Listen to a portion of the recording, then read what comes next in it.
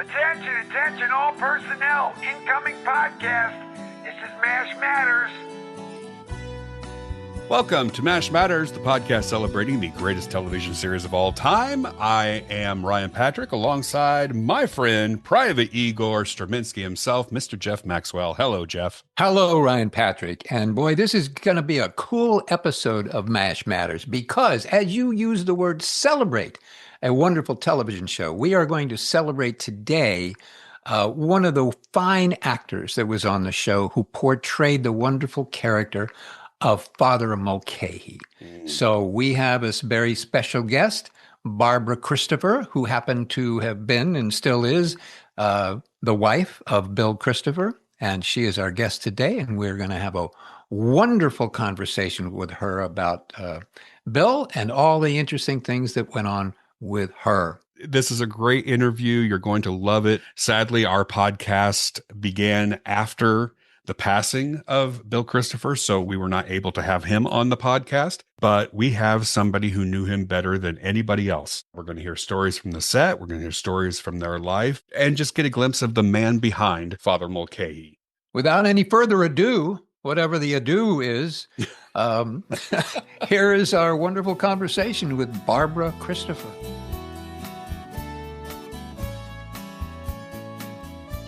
Good morning, Barbara Christopher. Welcome to MASH Matters. We are so happy to have you here today. And I know I've stalked you and probably driven you a little crazy, hoping and asking for you to visit with Ryan and I. But I'm so happy that you finally agreed to, and happy we're having this visit this morning. Well, nice to talk to you, Jeff. It's so wonderful because I used to run into you and Bill in our market that we shop in together, Bristol Farms. We'll give them a plug, Bristol Farms. Maybe they'll sponsor this episode. It could be. And that was always fun to see you both in there. And so happy you're here today. So I just have to tell you this. Throughout my time on MASH, people would ask me, hey, is William Christopher, is he really a priest? And I said, no, he's not really a priest. He's really an actor. And that seemed to, settle him down. But they really thought he was a priest because he was so warm and gentle and wonderful and priestly. He did an amazing job doing that. I think so, too. Now, you were an actress. Did you meet Bill as an actress, or were you acting? No, I wasn't an actress, actually. I went to Northwestern School of Speech and studied theater and drama, and I did a lot of acting in college, but I decided somewhere along the line that I loved the theater, and I loved everything about getting ready to perform. I liked rehearsals. I liked studying the script, but I didn't really like performing.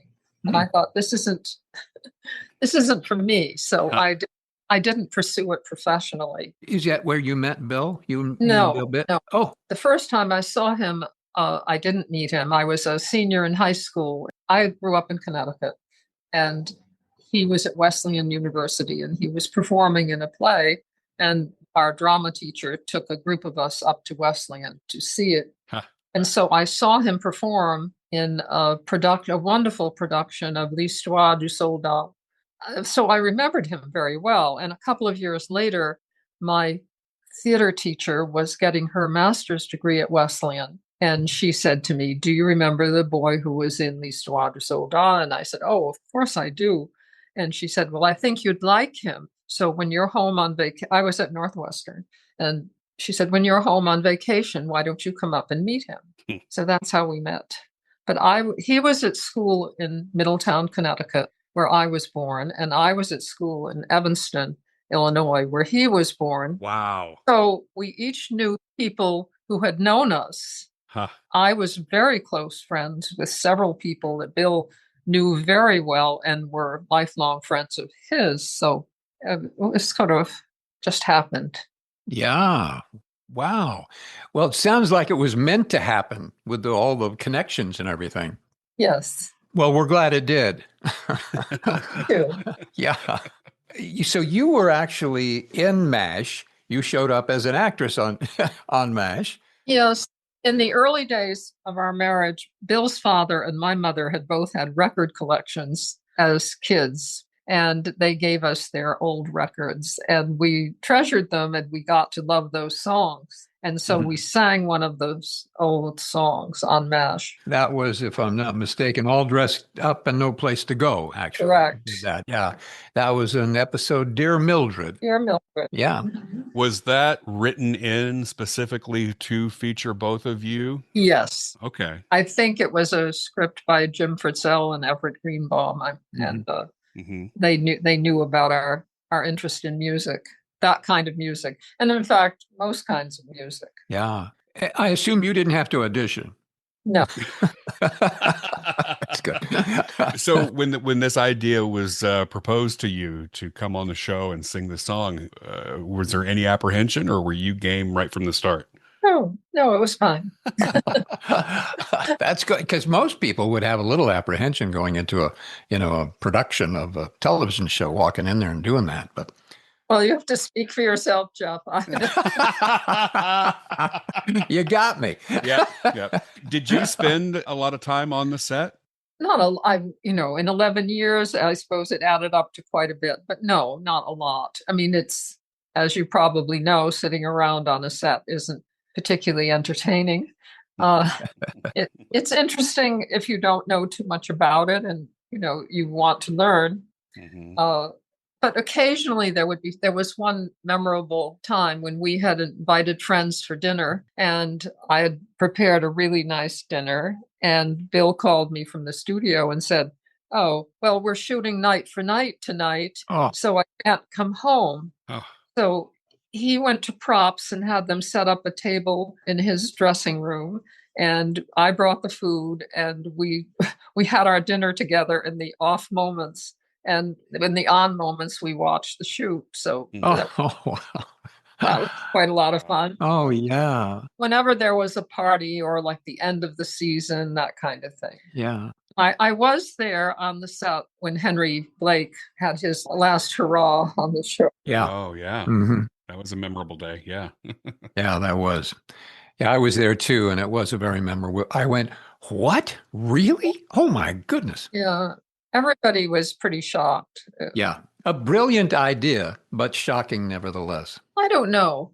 I'm not so sure about that. Oh, really? Okay. Well, I think the actors are good enough that they could have been told in advance, and it would have been a courtesy. Oh, yes. In that respect, yes. I'm actually talking about having somebody who is in war be killed and people having to deal with that issue. Right. Yeah.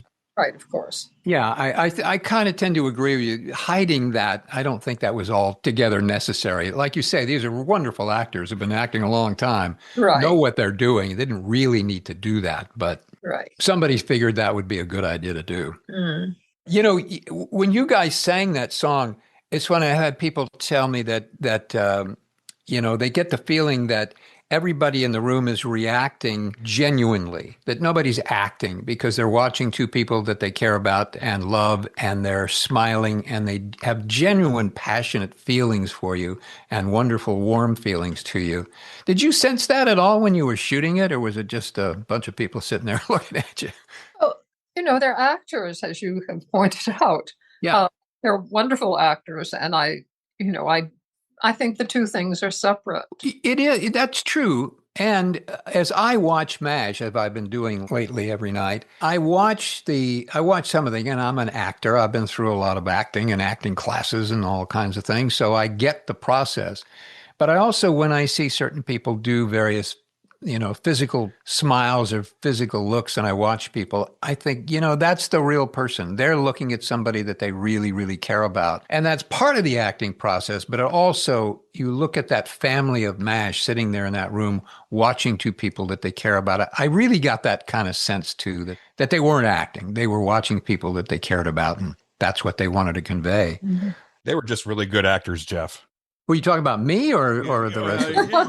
Yes. That's okay. Thank you. Absolutely. I'm curious about the time leading up to MASH. William Christopher, he was an actor for many, many years in Hollywood before MASH, and made appearances in movies and on television shows. But what led to MASH? How did he end up? Because he wasn't in the pilot. He wasn't the original Father Mulcahy. No, George Morgan was. Yeah, George Morgan was in the pilot, and Bill did all the rest. Yeah. Yes, I really do know what led up to it. When we lived in New York, and Bill wanted to come to Hollywood because he looked very young for his age, and there just wasn't sufficient work on stage. And he had some breaks, and he had one very big break in that he was cast in Beyond the Fringe to replace Alan Bennett when the four original, I don't know if you know Beyond the Fringe, but it was four English guys doing a comic review. And Bill was cast to play on Broadway and then do the national company. And our first stop was Los Angeles, and the show played at the Huntington Hartford Theater, which I think now has a different name. And Bill was interested in getting an agent out here because he knew that there wasn't any getting ahead in Hollywood without an agent. And so he invited a lot of people to see the show. And in fact, I just found out in reading some old letters that he had to pay for their tickets, which I don't remember that part of it. Really? But in any case, it's in my letters, so I think it must have happened. And he signed with the Sid Gold agency, with Sid Gold and Jack Fields. And the promise was that when the national tour was over, we would come to Hollywood. When the show was successful critically, and it did sell very well after it started to get a reputation. And Gene Reynolds saw Bill in the show. And Gene Reynolds recommended Bill to replace George Morgan. And Bill went in and auditioned. And at that time, he was working in an improvisational group. So he did some improvising in his audition. And later, Burt Metcalf said to him, Bill, you were hired not because of your audition, but in spite of it. Oh, oops. Wow. But in any case, he got the job. Yeah. Yeah. Oh boy. Wow. Was there ever any reason given to him why they chose to replace George Morgan with a different actor? Well, the only thing I heard was in one of the documentaries, many of them about MASH, Larry Gelbart said something wonderful. He said that Bill had natural idiosyncrasy, which was necessary to the character. I think it isn't that George Morgan wasn't a good actor, but that they wanted a quality that Bill had for that character. Well, that must have been an exciting day when he got that part. Yes. Yeah. Of course. Yeah, sure. When a working actor getting any part, right? Any part. You get the part. You don't know. It was the first season of MASH. Mm-hmm. The numbers weren't great. The show wasn't a big hit its first year. No. And I remember very well the last show of the season, we had to leave the party early because we were going to the Philharmonic that night. And Alan walked us to the door and he said, "Well, I may never see you again." Oh, gee. Wow. Oh, gosh.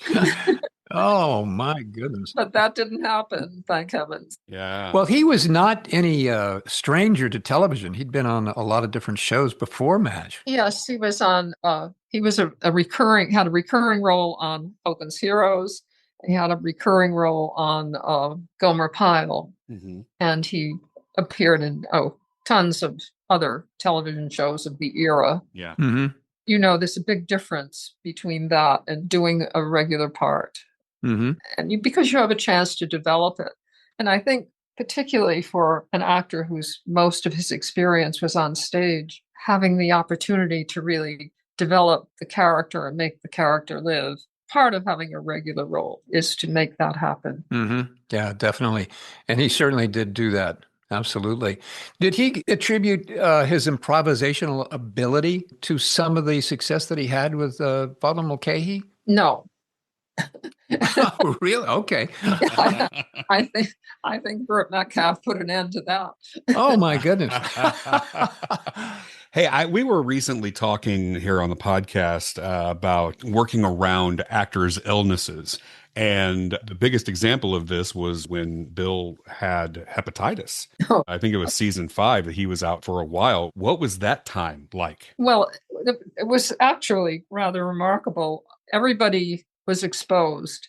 And when they found out that the actors had been exposed to hepatitis, I believe it was on the food truck on location, they all had to go and have their gamma globulin shots. And we didn't think too much about it. We assumed Bill would be fine. Yeah. But one day he was working in a scene with Gary Burkhoff, and Gary said to him, "Bill, your eyes are looking yellow." So, and so Bill went to the doctor, and of course he had hepatitis. Wow. But that year they did something experimental in that they did all the location shooting. They did the location scenes all in a couple of weeks. So Bill was in all the episodes, even though he was sick for a couple of months. Wow. I don't know that he missed being on the set for the on-set scenes for 8 weeks. They might have been a break in there, but yeah, I don't know how many shows this involved. But he'd done all the exterior shooting. So he was in them. His parts are a little smaller than they would have been because they had to give his other lines to other people and adjust the scripts. My goodness. And when he came back, they gave him a chair that had been painted yellow. Nice. Well played.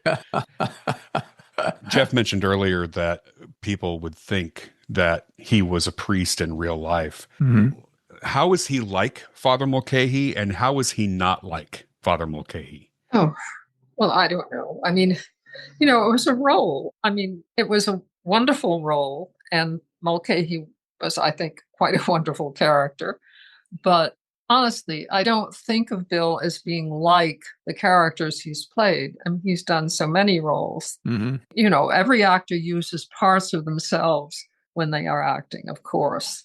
They use their own life experience to make the character grow and become real. But I wouldn't say he was much like Father Mulcahy, except, of course, he was a very nice guy. And so was Mulcahy. Yeah, they were both very nice. Yes. Yeah. Did he enjoy playing Father Mulcahy? Oh, of course. He loved it. He loved it. Yeah. Lots of fun. And he did a lot of research. He didn't grow up Catholic, but I did. So I was a good resource. Technical advisor, huh? Yeah. It's amazing, in an actor's career when they get a role like that and it just seems to fit like a glove and it works. And then it works in terms of actually the production. That's a wonderful experience. That must have been just terrific. Well, of course, nothing succeeds like success. MASH was really the right show at the right time. I think there was quality all the way around. And I was thinking this morning about how much the audience all over of all kinds of people reacted so positively to it. And I think there are a lot of hidden qualities in MASH that don't get talked about very much. But one of the most important ones, in my opinion, is the way it was shot, and that it was shot like a movie. It was shot with a single camera, and there was a lot of location shooting. And that gave it a vitality on the screen that people watching it didn't necessarily, I mean, they could look at the show and know the actors were good actors and know that the writers were good writers and that the scripts were clever and meaningful and so forth. But that's rather a hidden thing. But the way it was shot, I think, had a great deal to do with people's response to it. And still responding to it in the same way today. Yes. And it's one of the things that makes it look better than a lot of the other shows that you see in reruns that are done with 3 cameras and then the editors put it all together later. Right. You don't have quite that same quality. Yeah. Plus, they had some fabulous technical people on that show. It gave it such an immediacy and a realistic, you really felt you were there because it was, your great point, it was like a film and you could really be engrossed in the environment because of that. Right. When the series ended in 83, William, along with Jamie Farr and Harry Morgan, continued with AfterMASH. Right. While it wasn't as successful as MASH, It did run for 2 seasons. What was your memory of that time? I think there were some very good episodes, and I think there were some missed opportunities. I think the whole concept of being set in a veterans hospital was full of lots of possibilities that didn't get explored. I felt there was much more of an emphasis to try and make it funny, whereas in MASH, the humor came out of the situation. I felt in AfterMASH that some of the humor was applied. But on the whole, I think there were some wonderful episodes, especially early on. No, the second season, they kind of buried it in a terrible spot on the network. So it did pretty very well in its first season. Mm-hmm. And then the second season was not so successful. But if you've ever been to a veterans hospital, which Bill has done quite a bit, you see that there are so many stories there. And I think they missed an opportunity in not going for those stories. I agree. I've always felt like, similar to taking Lou Grant out of the Mary Tyler Moore Show and putting him in an hour-long drama, that I felt like they could have done the same thing with MASH and really focused on the soldiers and the lasting effects that war has on these soldiers when they return to the States. It could have been a drama, but it could have been like MASH. It could have been a meaningful comedy. Right. Yeah. Because of course there's a lot of comedy involved in any hospital situation. Oh yeah, that's true. That's true. Barbara, did you ever have any interest in perhaps writing an episode or contributing to ideas? No, not at all. Why? How come you have such an understanding? Why didn't you ever think about doing that? Well, I'm not a screenwriter, and I think that's a special talent. And I didn't kid myself that I could do it. Well, there's a lot of screenwriters who are kidding themselves that they That's can true, do it. yeah. Well, and making a lot of money doing it. That's true. I do. I think you may be right. However, I think television today is really very good. I think there's a lot of good stuff. Mm-hmm.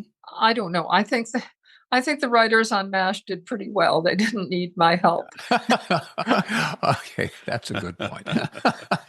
Well, you say there's a lot of good television. What television shows do you like today?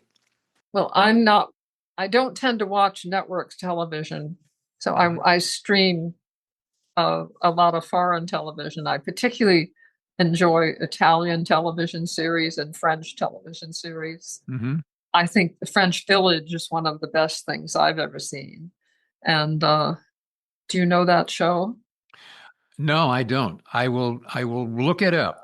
It's the story of a village right at the beginning of the war when the French have given up and the Germans take over this village, and all of the different things that happen and all the different factions among the French. And the actors are wonderful, and it is not a comedy, but it's very, very well done. I think that's a show that I particularly like. But there are so many. Mm-hmm. Mm-hmm. There are lots of good actors everywhere, and I just love to see them all getting work. Yeah. Yes. Because you know what goes on behind the scenes of getting work. I certainly do. Yeah, you sure do. My goodness. I want to pivot here and talk briefly about this book that you wrote along with William. Mm-hmm. It's called Mixed Blessings, and it's the story of your son, Ned, who was diagnosed with autism.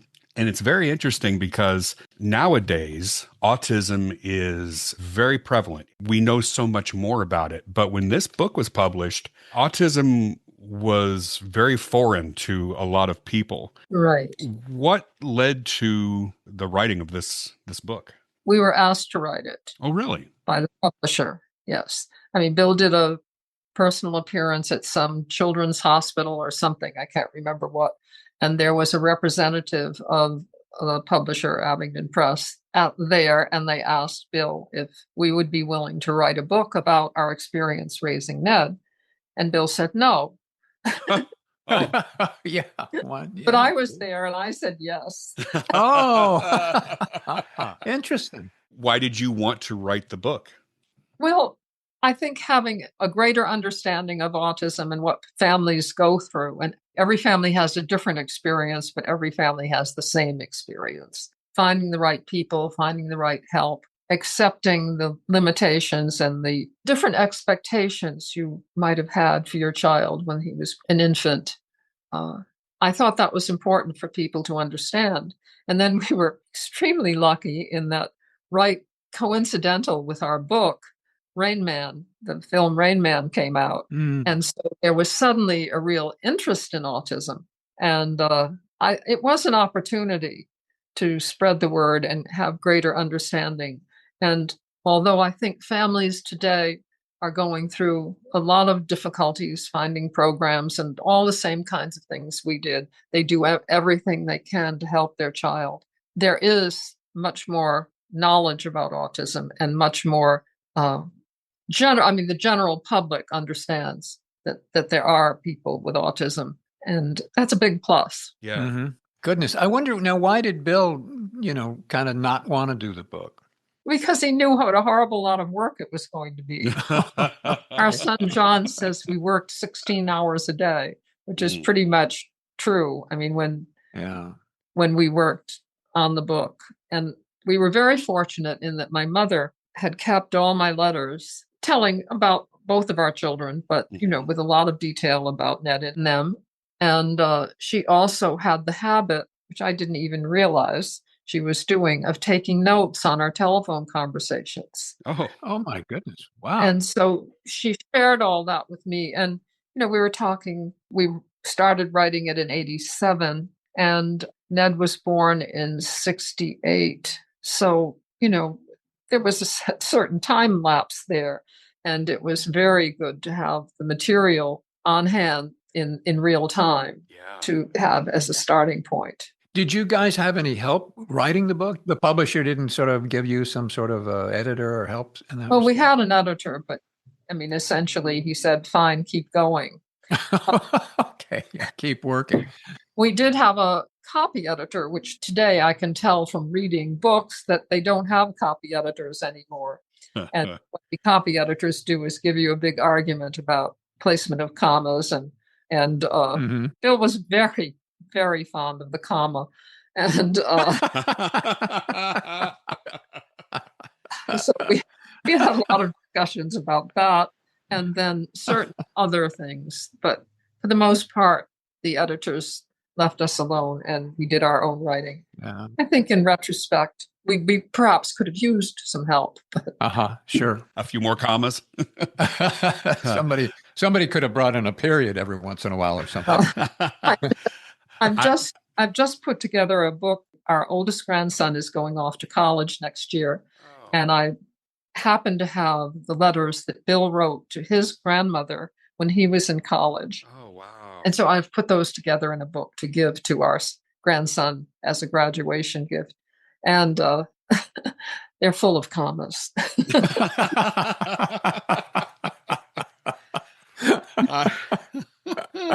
I'm always interested when a title is chosen for a book. The title of your book, Mixed Blessings, was that a title that you had from the start, or did that come later in the process? No, we had to come up with a title. So why did you land on this one?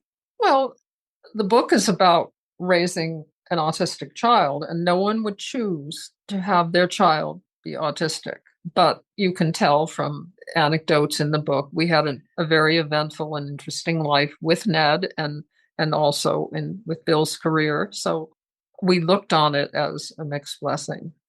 And I still find that some of the most interesting people I know who have become very good friends of ours are people we met through Ned, people we never would have met, people who have autistic children, people who provide services for autistic children, and who care about autism in general. And, that was a great, it's a great experience to have to deal with something you knew nothing about and to be exposed to wonderful people who devote their lives to helping others.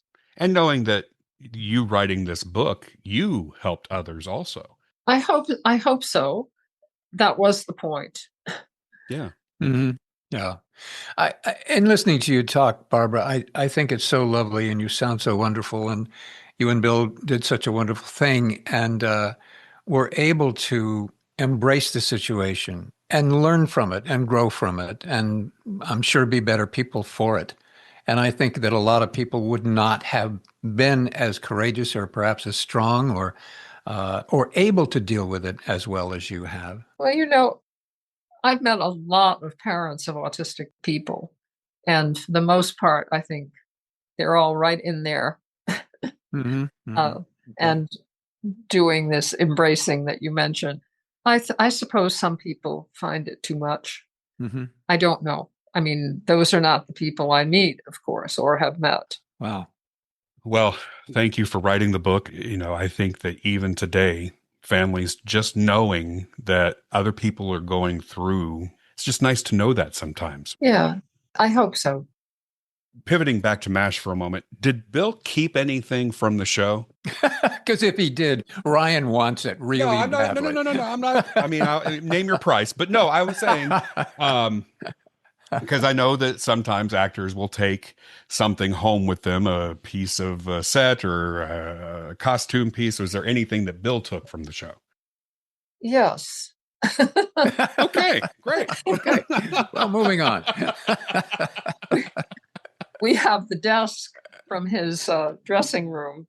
Oh, He had a suite in the writer's building. He had a 2-room thing, and we had there was a desk we liked.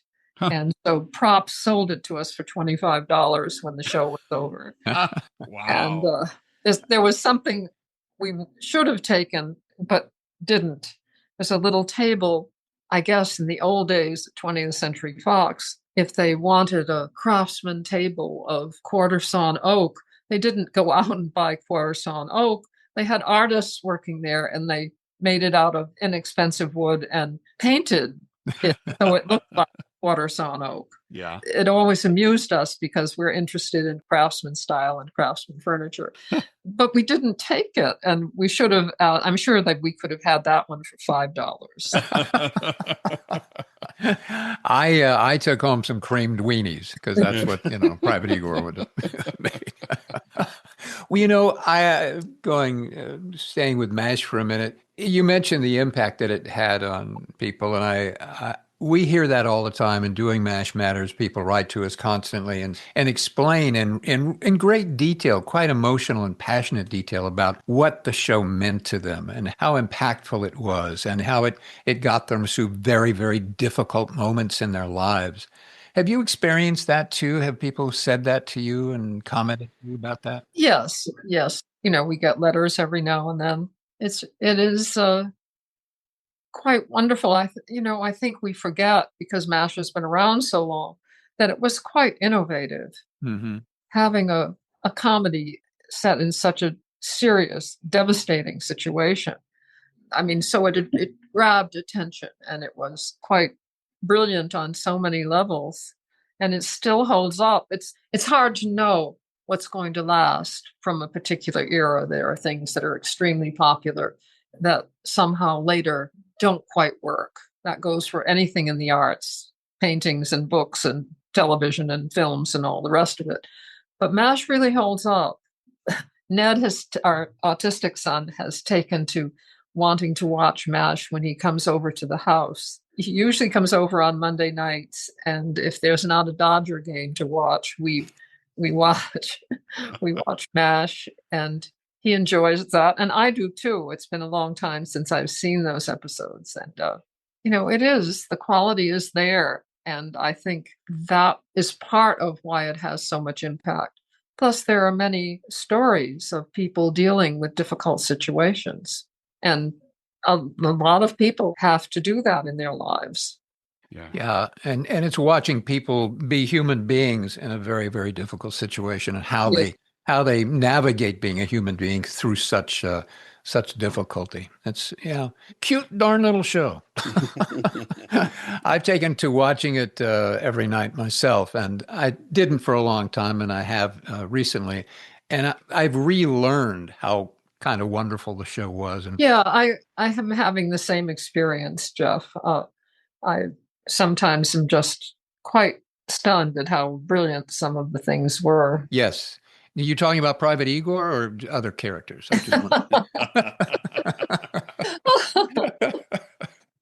I just thought I'd throw that in. Yeah. Well, Barbara, I can't thank you enough for visiting with us. This is wonderful. We really wanted to talk to you for so long, and Bill was such a huge part of MASH and a huge part of MASH Matters, and we get constant, emails about all the characters and a lot about Father Mulcahy. And so everybody's going to love this. Thank you so much for being a part of this. Well, I enjoyed it very much, Jeff, and I will see you at the market. I'll see you by the rutabagas. All right. Barbara Christopher, thank you so much. Thank you, Barbara. Fun talking to you. And until next time, here's looking up your old address. When you're all dressed up and no place to go, life seems weary, dreary, and slow. My heart has ached and bled for the tears I've shed when I'd no place to go unless I went back to bed. I've had a sad, sad life, and whenever I go to that peaceful spot where the violets grow, upon a nice white stone will be written below, he was all dressed up and no place to go.